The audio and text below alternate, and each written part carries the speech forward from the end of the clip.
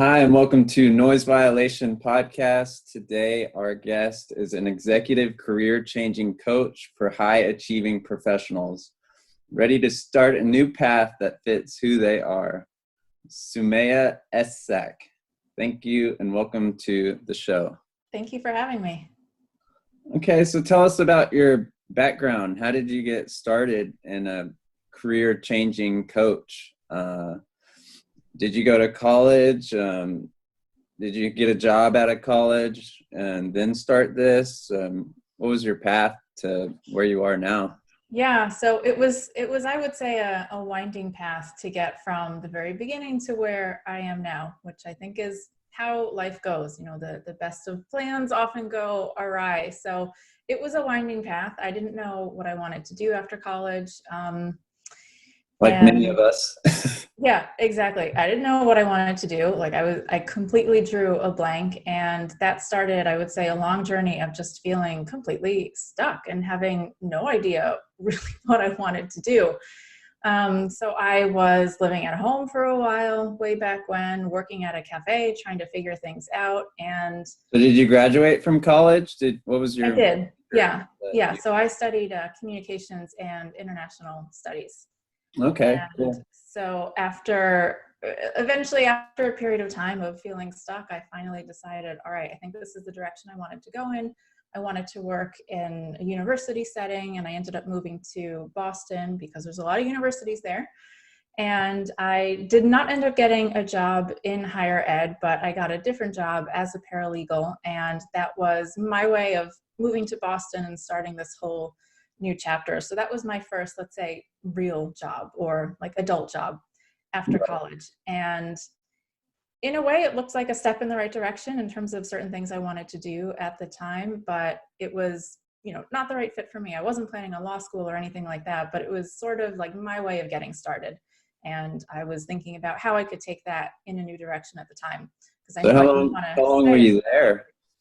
How long So were you at that job before you, I guess, realized it wasn't for you, and then was Curate the Future your next step? No, it was not. So I was at the job for 2 years in total, but I knew pretty early on that it was just not the right fit for me. I mean, there were great things about it, but it was just not the right fit. And that's when I started getting serious about, okay, what's next? And so long story short, I ended up going to graduate school, and I did a dual degree MBA and MSW. And I had plans at the time to take that degree combination in a couple of different ways. I was thinking about social impact, doing nonprofit management, that type of thing. And I was also thinking about like workplace psychology and human resources and basically the people side of business. And so I ended up going in that direction. So after graduate school, I landed in HR, and I was much happier at that point. It was a much better fit in terms of the field, the organization, everything. And so I had a couple of different jobs in that space, and it was great. And at that point, I was like, okay, I think I have figured out something that feels like a much better fit for me. And it was along that way, sort of while I was working in those jobs, that I was getting clear on, all right, I think I want to do my own thing on the side. And I really enjoy coaching. It's related to the things that I've studied. And at that point, I had both, let's say, personal and professional experience finding my own way to what it is that I wanted to do, and also the professional experience with HR in terms of getting the right people into the right roles, thinking about, the psychology of what makes somebody a good fit for something, and things like that. So that seemed like a good fit for me, kind of combining my personal experience and my professional experience. And I thought, all right, I can help people find their own way now that I've been through it and kind of come out the other side, and I can look at it from a personal perspective and also the employer's perspective. And so I started getting things going on the side while I was working full time. And was it your idea? Did you have friends that were nudging you or asking you for advice? So then you're like, hey, I could start a business out of this because they keep asking me. I guess, where did the idea come from that you wanted to do your own thing, and what that own thing was going to be? Well, I knew I always wanted to have my own thing. So I was always thinking along the way while I was in grad school and working, like, all right, what would my own thing be? And this wasn't a light bulb moment. I didn't really have friends exactly saying, this is what you should do. It was sort of a, let's say, like a slow dawn in my own experience of how all these different things in my own background could come together in a way that I think could support other people. And I was like, all right, I think I just have the credentials and the experience to help other people. So I started testing it out really and just working with some people on a free basis or kind of a casual basis to just see, can I help people? Do I enjoy this? So I just took some early steps without taking it too seriously in the beginning, just getting some early experience to see what happened. And I found I really enjoyed it and I was able to help people. So that's when I started thinking, all right, I think I can make this into an actual side gig. And then we'll start from there and we'll see at what point it can grow and become something full-time and whatnot. But it was like a slow dawn. I realized I had a passion for these big questions like, what do we want to do with our lives? And how do you know if something is a good fit? And how do you decide? And so there was that passion for it as well. And I know that it's really hard for people to figure out what they want to do and they need help because so many people are ending up in jobs and careers that they don't like. It's a really big problem, but they don't know what to do. So that's kind of how it all came about. Yeah, and so one of the things you do is help people gain clarity, and for you and for me, it's been kind of a process to really figure out what I want to do, and even what I'm good at or what I can help people with. So how do you teach people to really gain clarity and solidify what they want to do? Yeah, so there's no magic bullet, right? I wish that there were, but I would say that at the heart of my approach is design thinking, which is just a framework for creative problem solving. And the types of questions people are wrestling with are ones that don't have a right answer, so to speak. If the answer is going to be whatever it is you decide it's going to be. And so I use this process to help people first get just really clear on who they are. So I think one mistake people make when they're trying to think about what they want to do is they go straight to, let's say, looking through job listings online and hoping something's going to pop out at them and say, oh, this is the one, right? Or this is it. Like a job title is just going to jump out of the Yeah. page and you'll have that moment. And that's really putting the cart before the horse. And so what I teach people to do is to first, like, let's take a step way back and get really clear on who you are as a person. And, people come to the table with different levels of self-awareness, let's say, or self-knowledge. But you want to know things like, what am I really good at? Especially things that come naturally to you. Not only things that you've worked really hard to learn, but the things that come naturally to you. And they feel easy to you, which means you might not notice them. You don't even realize that it's a talent because you just do it so naturally, but it is not a strength that everybody has. So realizing what you're good at, realizing especially like what motivates you and what drives you, and getting clear on what drives you personally versus what are the things we've been told should drive us, money, titles, the toys, all of those things. And instead getting really clear on, what motivates you as a person, what gets you excited, what gets you energized. So it's a lot of different, let's say, tools and questions and exercises to just kind of look under the surface a little bit and get clear on like, what makes you you? What is your unique combination of your strengths, your interests, your motivations, and also taking a look honestly at some more concrete things like, what do you really have to have in a job or a career? Like, what are your must-haves or the things you're going to avoid? Thinking practically about, your salary or lifestyle or anything like that, making sure we're getting really concrete about, what are you willing to do or what are you not willing to do? And so just getting clear first on like, what is this unique combination of you? That's really the first thing to do before we even think about what are the options or the titles or the grad school programs or the business ideas, whatever.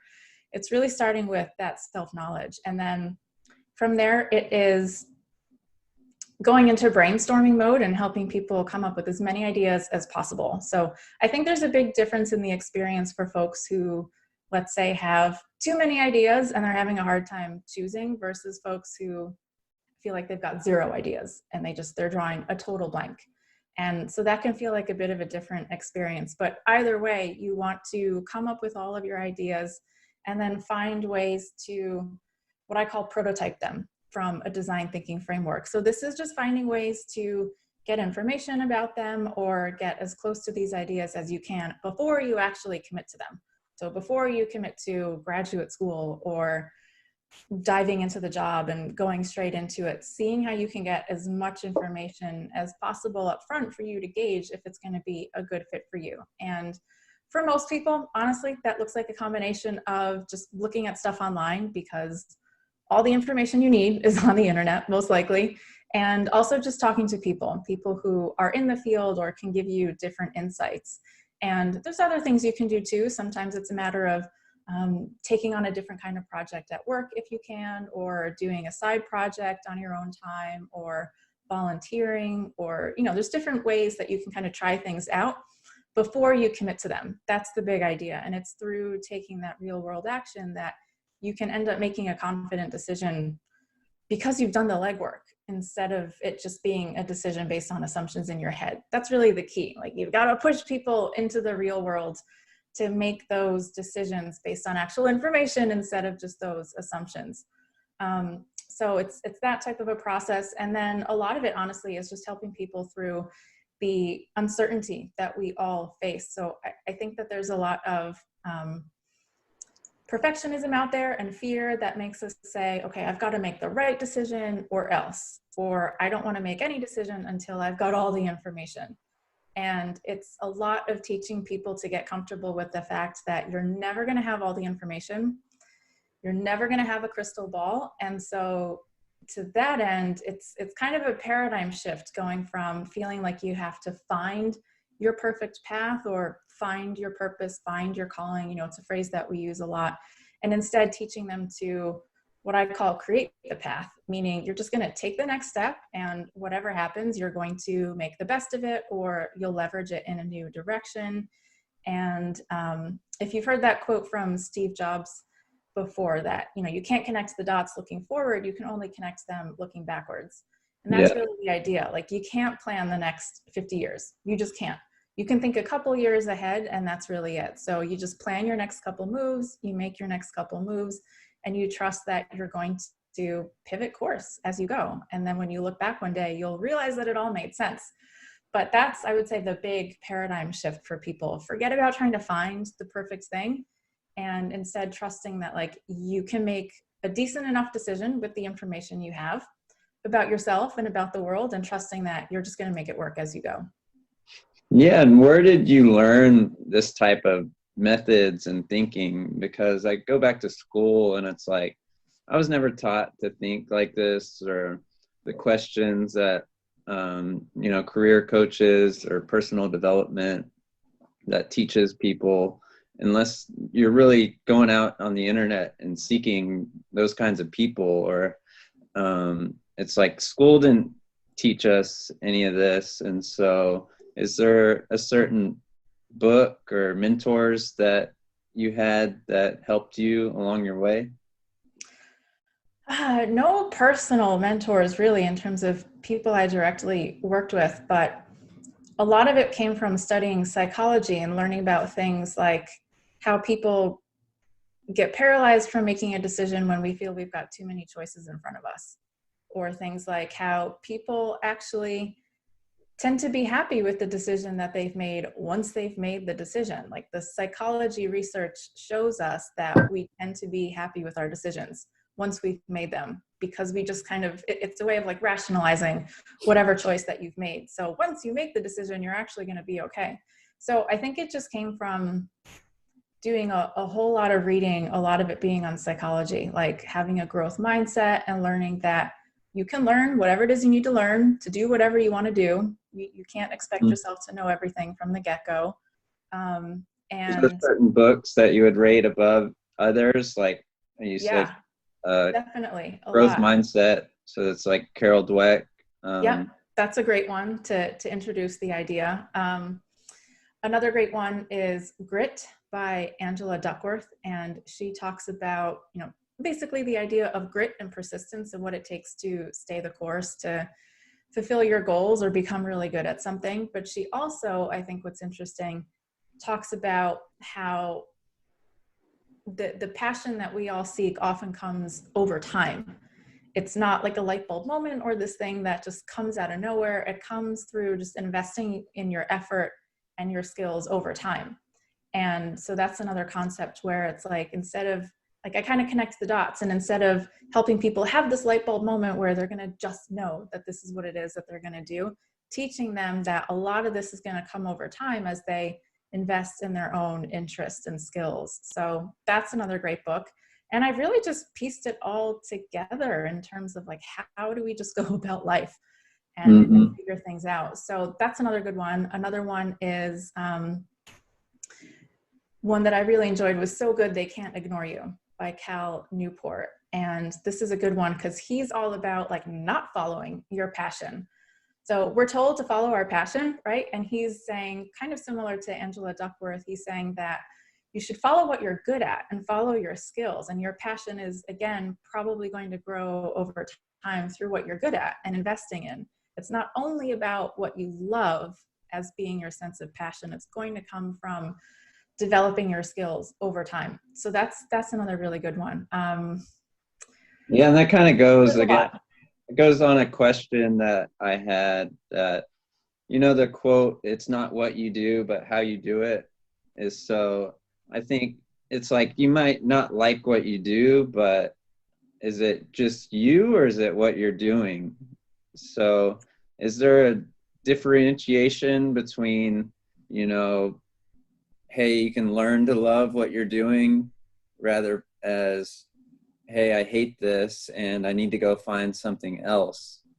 Does that make sense? Is there a, I guess, how do you know if it's just the person that needs to change their mindset about what they're doing versus it's the job and they need to find a new one to make them happy? Yeah, that's a really good question. I think there's a couple different ways that you can look at it. So there's who you are as a person, there's what you're doing, you know, the activities of the job itself, and then there's the how of how you do things, which, sorry, I didn't realize that was me. Yeah, no problem. This is on mute. This might be the thing that you have to edit out. I'm sorry.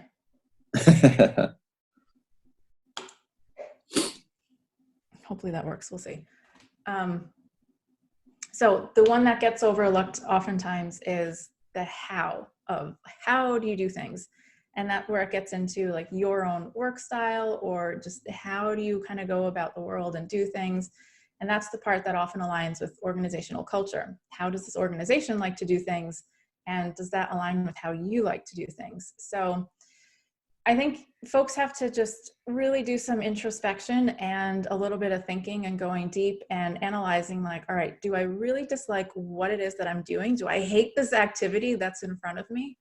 Or is it that, you know, what I'm doing is not so bad, but maybe this organization is not the right fit, and I need to find, you know, a new job within the same field where things are a little bit different in terms of, let's say, the culture. And you can ask yourself, like, if I had the same job in a different type of culture that was different in these ways, do I think I would be happy? And if the answer is no, that probably points to the fact that you might not be in the right type of job at all. If you were like, you know, I'd be happy doing this, I just wish I could be doing it in a different type of environment, then it might just be, you know, where you're currently employed at this time, and you need to just go find a new job doing the same thing in a different place. So it's like separating out, what am I doing and what is my work style and what do I enjoy doing, right? Like, am I enjoying the tasks that are right in front of me versus the environment in which you're doing it? Right. So it's knowing yourself and what really, and dissecting really what you don't like about it. So is it the culture? Is it the activity? Is it like, what really is it that, you know, turns me off about this job? Exactly. Yeah, you've got to spend a little bit of time diving into it, breaking it down, getting under the hood a little bit and really looking at, okay, these are the things I enjoy, this is what I don't enjoy, and looking for the themes and the patterns, and looking at, you know, okay, I really enjoy working with people, or I don't, or I really enjoy working with teams or working by myself, or, you know, questions like that about the kind of work that you're doing and how you're doing it as well. So those are the types of questions that I think help people pinpoint when something is a good fit or not. Because I've seen people be, you know, really, let's say, unhappy with the job that they're doing, but they're happy overall because they really like the company culture. That's a good fit for them. And I've seen the opposite. I've seen people say, I enjoy what I do on a day-to-day basis, but this company culture is not a fit for me at all. And so it's like what you're doing and how you're doing it are two different things, and they can both impact. So, you know, if you're really happy with the company culture, there's a chance that you could be happy in a job that is not a great fit for you just because everything else is kind of making up for it. And then when neither of those things are aligning, you don't like what you're doing and you don't like the company culture, then there's like a lot, I would say, to look at there to see what do I need, right? What do I wish I were doing differently? What's missing? Or what do I wish was different about this environment that I'm in? Yeah, because I think a lot of people know what they don't like.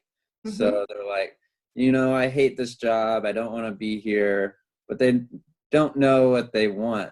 And so when I went down that path of, okay, well, what do I really want? It was hard for me to be almost vulnerable to say, this is what I really want, and then write that down and be like, well, this is never going to happen. It's just like, am I just writing this down to, you know, get my hopes up or something?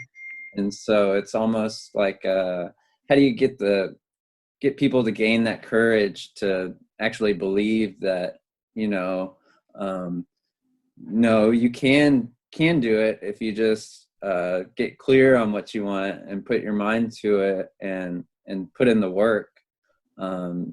Is there something that you teach people in that phase?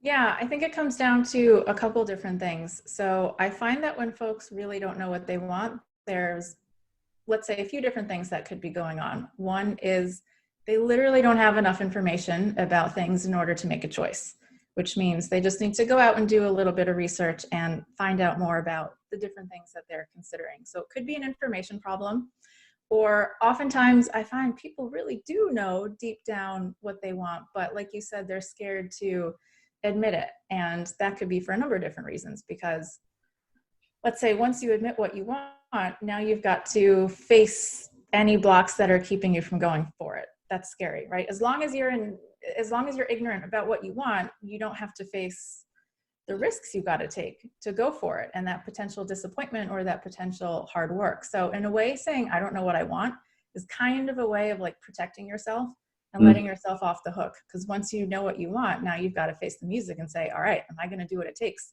to go for it or not? And that opens up like a whole other host of, you know, mental challenges and making yourself go for it. So there's that piece of it, I think. And if all you know is what you don't want, that's a fine place to start. You could, for example, just look at everything that you don't want and flip it to its opposite. So what would the opposite of these things that I know I don't want be? And that could maybe be a way to start pointing you in the direction of what it is that you do want. So just play the opposite game, take everything you know you don't want and flip it on its head and see what does that tell you about what you do want. And you know, you can only ever start with what it is that you know. So if all you know is what you don't want, that's your starting point, and that's okay. It might mean that you need to do more research. It might mean you need to do more soul searching versus the folks who are saying, I want all of these different things, and they're having a hard time choosing. So it's just a kind of a different, let's say, stage of the experience where you're going from, I have no idea to, okay, now I have all these ideas. How do I choose? Right. Yeah. Can we talk about that for a second? Yeah. Is like on the flip side is the people who know what they don't want. And then there's also the people who are like, you know, I want all these things. It's like once you get started brainstorming, and then it just feels like it opens up this fire hydrant, and it just starts spitting out everything that you do want. And so to, I guess, eliminate or gain clarity on prioritizing, or I guess, how do you tell people how to gain clarity on, you know, I may be good at a bunch of these things, or I'm good at a lot of things, but I'm not great at anything. Um, where how did those people move forward? Yeah, so there's a lot to say about that. A couple of things would be, coming back to your life circumstances right now and what are you willing and able to do. So a lot of things that might be on the table for you are options, but are they all options right now? Maybe some of these things will be a better fit, at a later stage in life. So it's kind of looking at where are you at right now and what aligns with your circumstances right now. So you could look at it that way, kind of through the lens of the practical piece. It could also be, Right. You could kind of like write it down and then tuck it away saying, all right, maybe I'll pull this out later at another time. yeah, exactly. Like, let's say you want to, I don't know, start a bakery, a cafe, a bar, something like that. It's like, all right, are you going to start working on that tomorrow? Or, do your life circumstances tell you that's just not the right thing right now? And maybe that's a dream later for life, and that's okay. So it's partly accepting that, like, you're not going to be able to do everything right now. You can do a lot of different things in your life, but it's not all going to happen in the next 5 minutes. So it's kind of reminding yourself that you don't have to do it all right now. There's different times and chapters in life where you can set things aside and come back to it later. And and also getting clear on, like, what are you willing to invest in? So if you're feeling like you're good at some things but not great at any one thing in particular, say, like, okay, what feels good, what feels natural, what feels kind of like just warmer versus colder, right?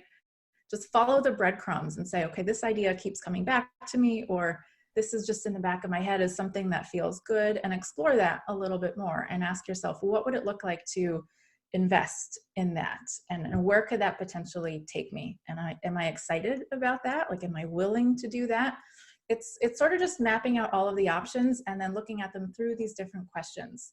What are you willing to do? What's exciting to you? And looking at them from these different angles. And you'll see, honestly, pretty quickly, you can cross a lot of things off the list. As soon as you start thinking about them very concretely and taking a look at, all right, this is what this path would actually look like. Am I ready to commit to that? You'll say, nope, this is just not the right thing right now. So once you start looking at it, you're going to rule things in and you're going to rule things out more quickly than you thought. Because a lot of the problem is that these are kind of vague ideas just bouncing around in the back of our minds. But once you shine a light on them, then you'll be able to say, oh, okay, these are really more feasible or more interesting. These, just actually not the right fit. And you can take a look at all your ideas and see, again, like, what are the themes? What are the patterns? Because you want to ultimately make a choice that aligns with who you are. And so it's not always about, how can I say this? Like, your purpose, or whatever you want to call it, is not necessarily your job title. There's a lot of different ways that you can take what you love and what you're good at and find different ways to bring them into the world. So the more clear you are on, like, who you are, again, as a person, right? What you love, what you're good at, what you value, all of those things, the easier it'll be to recognize something as being a good fit for you or not. Yeah, that's great. And when people don't have meaning in their job, saying they don't like their job because they don't get the reward from it, what are some of the things that people are looking for when they're searching for meaning?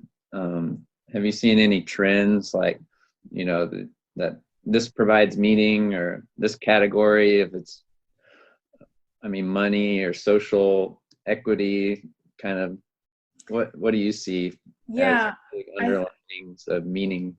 yeah. So what I see from the people I work with is that when they're talking about meaning, they're really talking about having some kind of impact that they feel good about and one that they can see.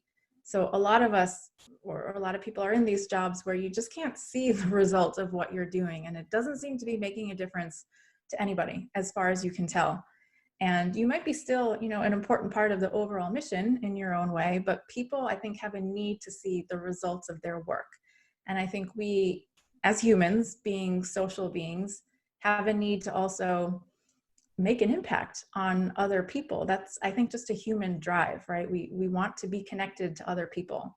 So that's what I see a lot. It's wanting to make an impact on other people, or wanting to make an impact with something that's greater than them, right? Something bigger than who they are. They want to contribute to something that's like a bigger cause in their own way, or they want to just feel like what they do matters to somebody. And that can look, that can come in different forms for different people, but that's what I would say they have in common. Like, does what I do matter to anybody? Is anybody being impacted by this in a positive way? So that's I think what I see most often. And for people that have big dreams but are unrealistic, it's like everyone wants to be the movie star, everyone wants to be the rock star traveling around the world. And so they write that down, but if it's not realistic, maybe to manage their expectations, to say, well, all right, we'll get in a movie first, and that's the goal. It's not being a rock star. I guess, is there a certain, what do you say to those people that have those giant dreams? Yeah, two things. So I love sky high dreams. I support it. I never, rain on anybody's dreams, but I also tell them you got to balance that with down to earth plans. So if you want to write a book or whatever, step one is not publish the book. Step one is like sit down for 15 minutes every day and start writing the damn thing. So you've got to take that big goal and really break it down into, all right, what is that path going to look like? What do I need to start doing today, next week, next month? And start doing it, right? Breaking it down into the small actions. If that's what you really want to do, you've got to break it down into what does that mean I need to physically do on a day-to-day basis, and start doing that. So you've got to bring it way back down to earth and focus on like, all right, what would be step number one? What's the next thing in front of me I would do to start working towards this? And then start doing it, right? If that's what you want, that's how you have to start looking at the actions. So that's one thing I would say, break it down into down-to-earth plans. The second thing I would say is really take a look at why you want that goal and what is it about it that is driving you or meaningful to you. So for example, if you want to, just using your example, if you want to be a rock star or whatever, is it that you've got this drive to create things and bring them out to the world, or is it that you want the validation? So if you take a look at why you want what you want, like look under the surface and say, okay, why am I drawn to this thing? And it's got to be something that you feel really, truly drives you and is very personal too, right? Like if you want it to be just about the validation, if that's what you want, like you're probably not going to stay the course very long. That's a different kind of motivation versus, okay, I really love, music and I want to bring this out into the world.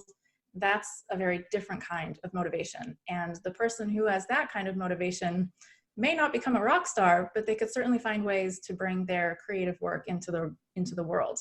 And they've got to ask themselves, like, would I be happy doing that work if I didn't get that ultimate recognition? If you're like, no, I probably wouldn't. I just want to be famous. I want people to tell me I'm great.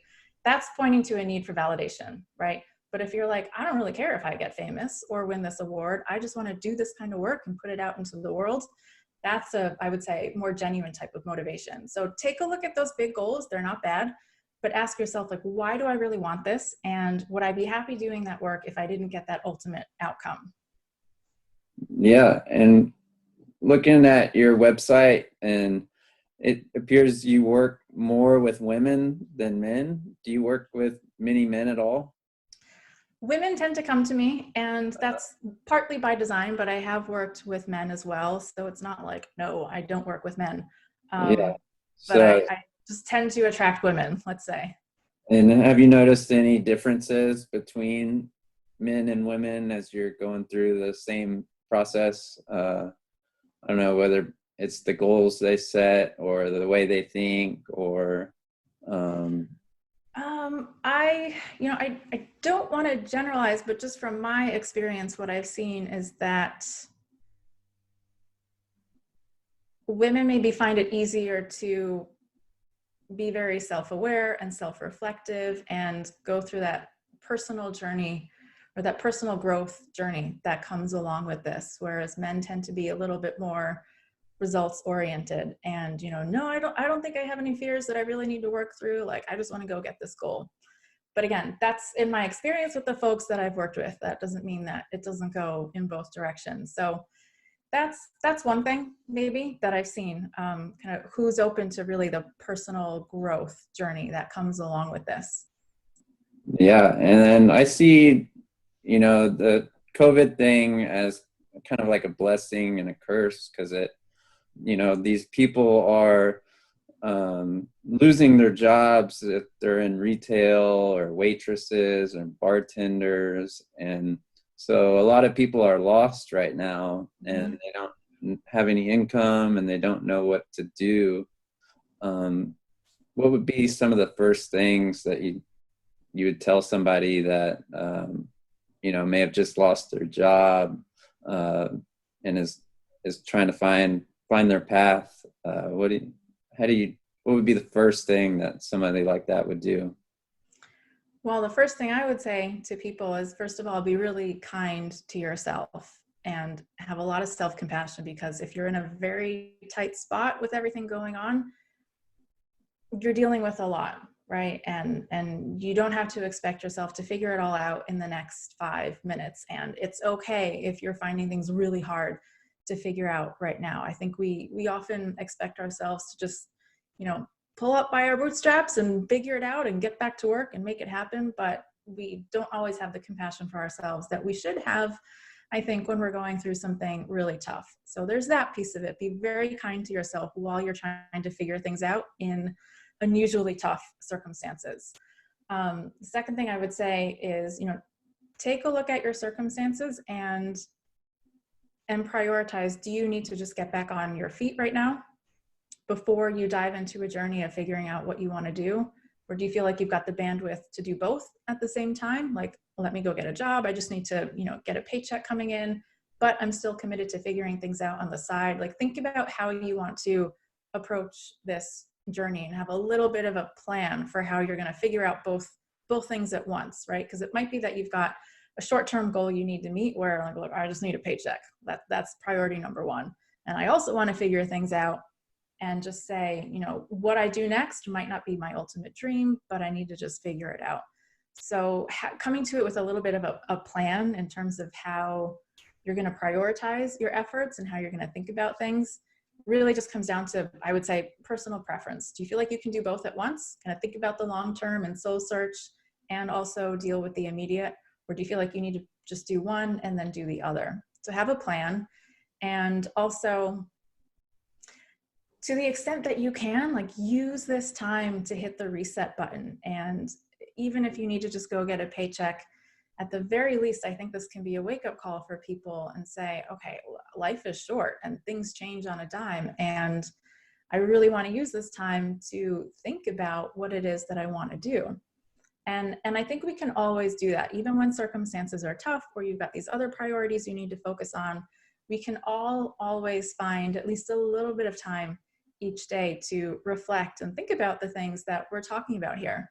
And so find ways to move forward on that more soul searching or path finding journey, however you can, even while you're just dealing with, life and logistics and things like that.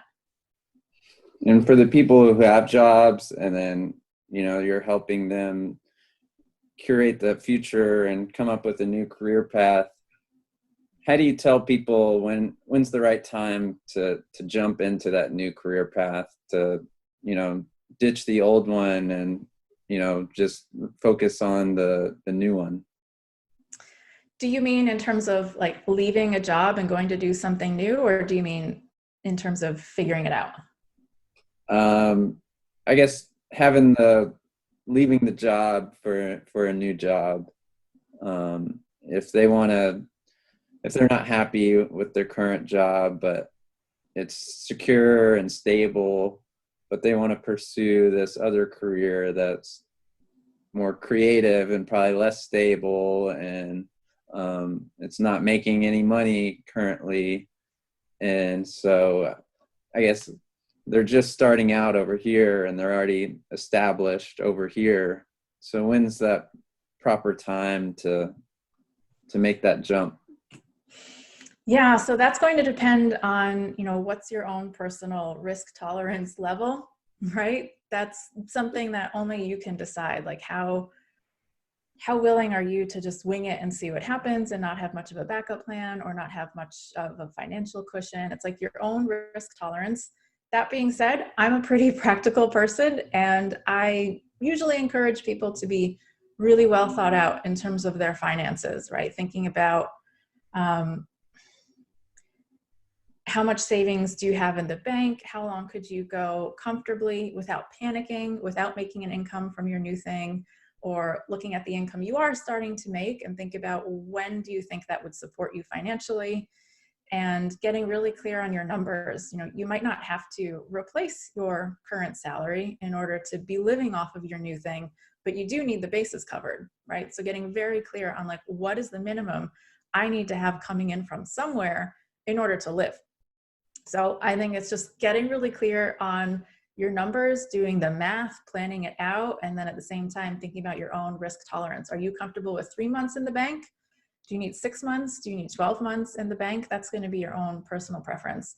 But also assume that it's going to take longer than you want it to, because most things do, right? Plan, I would say conservatively, but that's my preference. Plan conservatively. And at the same time, when you're building something on the side or you're trying to figure out what's next, I think the time to at least start thinking about that is always now, right? So you might be in the honeymoon stages of your new job and you're good, you're not thinking about what's next, but pretty soon after, like as soon as you start to feel, I don't know if this is quite it, or I don't know if I really see myself doing this long term, that's the time to start thinking about it and getting your ducks in a row. Because I find that if people wait too long and they're desperate to get out of where they are, then they're probably just going to leap out of desperation into another job that's not a great fit. And it doesn't really solve the problem, but they were just desperate to get out. So if you're still kind of happy where you are, you could see yourself trucking along for a while, that's a great time to start planning, because you're not desperate yet. You've got some time, but you also see that, thinking ahead, I think I should really start planning for what's next, because it's not this.